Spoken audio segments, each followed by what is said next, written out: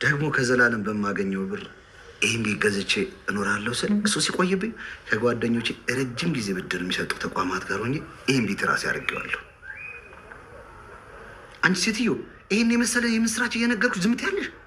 ታዲያ ምን ልበል እንዴ? አልጋው ላይ ወጥተሽ እንጥጥንጠጥ እያልሽ ባርቂ እንጂ። ደግሞ የደስ ነገ ትልቅ ሆቴል ወስጄ እራት ጋብዝሻለሁ። ከዛ መዘጋጃ ቤት ሂደን እንፈራረም። ደካማ ካደል ጠዋት እኮ ቁርስ አበላ ነው የሄድኩት። በቃ አሁን የሆነ ነገር ላቅርብ። አቶ ዘላለምን ባለውለታዬን ሰውየው ምን ለማለት ፈልገሽ ነው? እሺ ይቅርታ፣ ስሙ እኮ አፌ ላይ ስለማይመጣልኝ ነው። ዝም በይ። ያ ተንክስ ቢሆን ኖሮ ማለት ነው አፍሽ ላይ ስሙ አይጠፋም። ማን ነው ደግሞ በዚህ ሰዓት ስልክ የሚደውለው? ቀደሙኝ 3 ሰዎች ነበሩ። ልምጣ? እሺ በቃ። አንቺ ማትረቢ ይህን ሰውዬ ትወጂዋለሽ? አረ በፍጹም። እና ታዲያ ይህ ሰውዬ ምንድን ነው የሚያወራው? በይ ቶሎ ተነሺ፣ ልብሽን ለባብሽና እንውጣ። ነይ ነይ፣ ቶሎ በይ ነይ።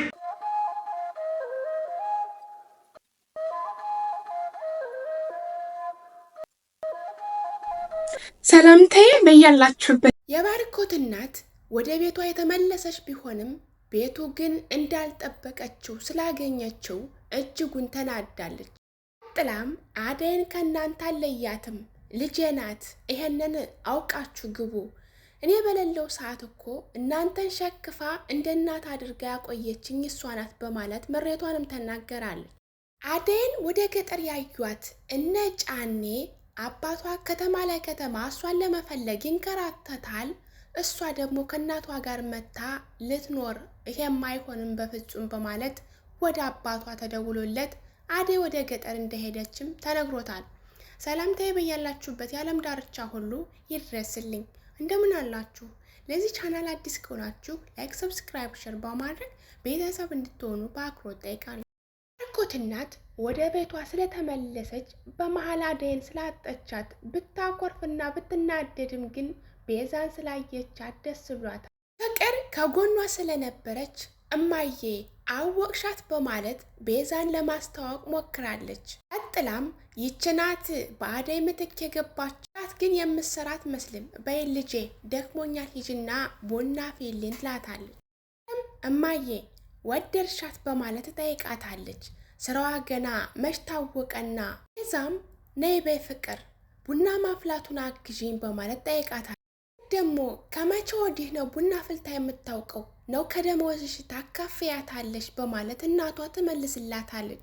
ይችናው ሰራተኛ ብለሽ ያመጣሻት ፍቅር ሰራተኛ ስለተባለች እጅጉን በጣም ቤዛ ተናዳለች። ይቅርታ እማዬ፣ ነይ ቤዛ ወደ ኪችን ልሄድና እቃውን ሁሉን ነገር ላሳይሽ በማለት ባርኮት ጎትቶ ወደ ኪችን ይወስዳታል።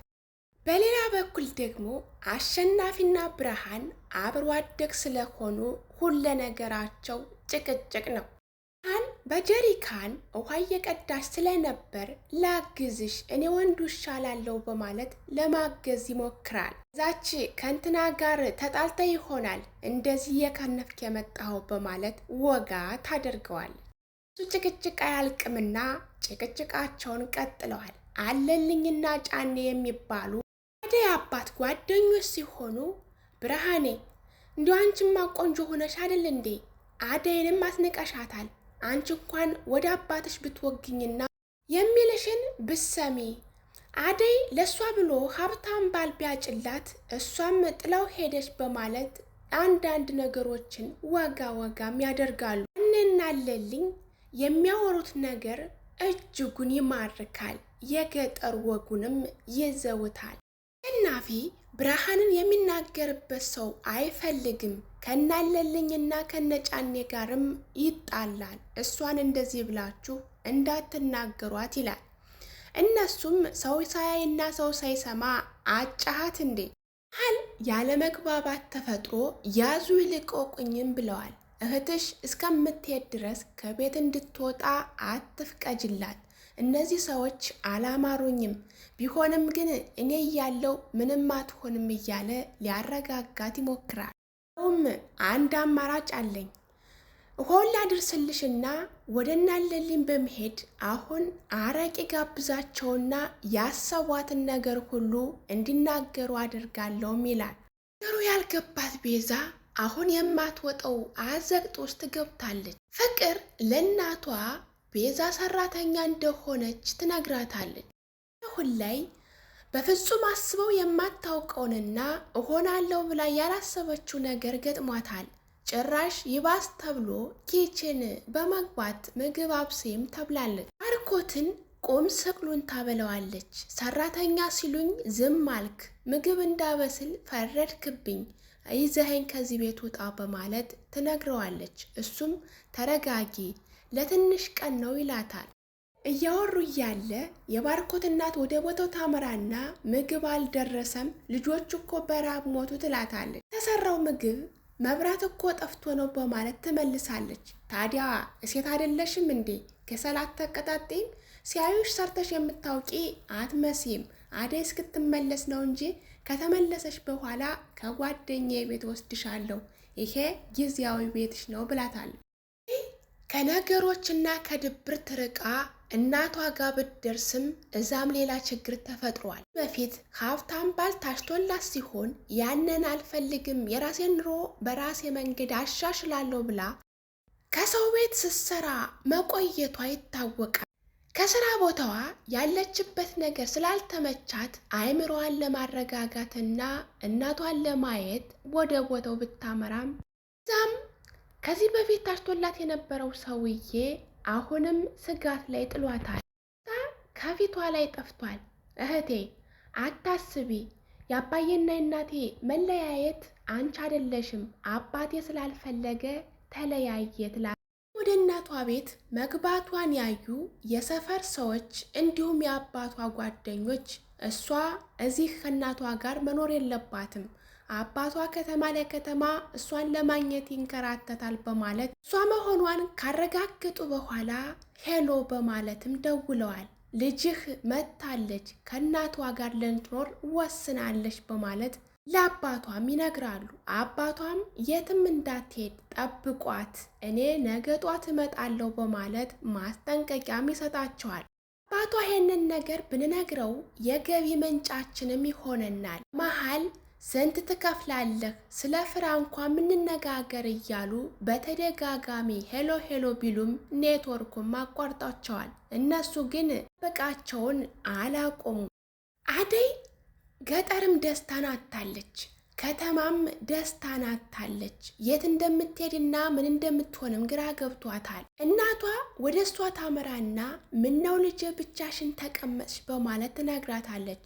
እሷም የሆነ ሀሳብ እንዳሰበችና ወደ አረብ ሀገር ሂዳ በአጭር ጊዜ የራሷን ሕይወት እንደምትቀይር እንዲሁም ደግሞ የእነሱን ሕይወት እንደምትቀይርላቸው እህቷንም የተሻለ ቦታ እንደምታደርስ ትነግራታለች። እነን የሰማች እናት እጅጉን ደንግጣለች። እዛ ሂደሽ አመጣሽው ገንዘብ አልፈልግም፣ እዚህ ሁነሽ ጾሜን ባድርም ይሻላል፣ አድርገሽልኛል፣ ይበቃኛል፣ ከዚህ በኋላ አልፈልግም፣ የራስሽን ኑሮ ኑሪም ትላታለች።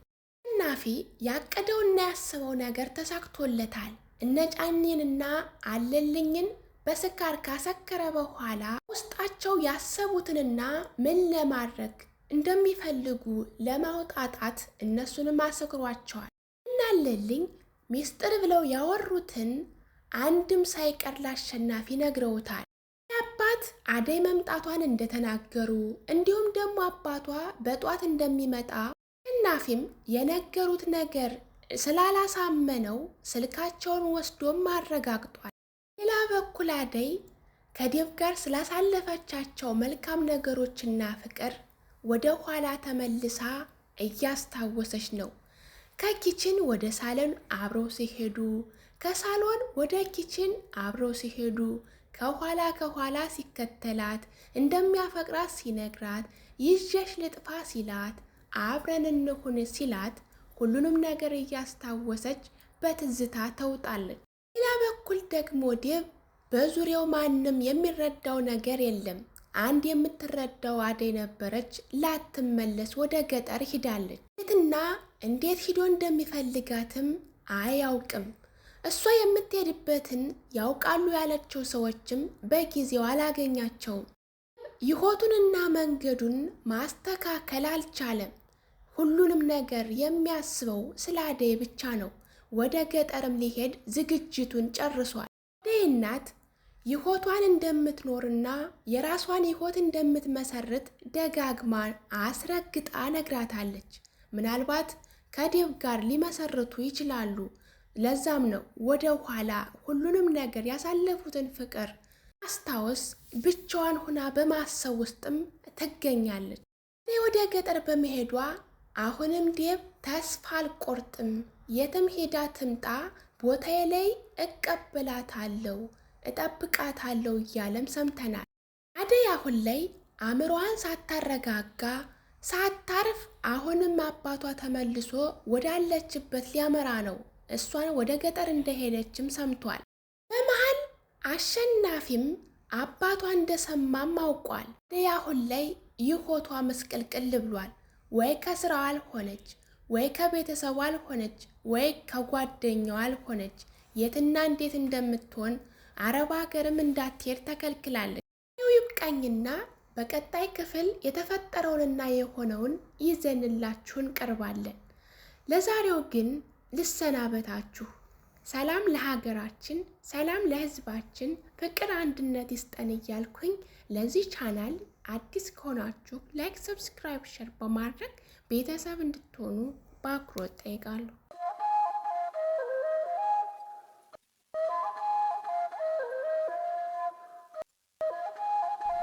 ሰላምታዬ በያላችሁበት ይድረስልኝ።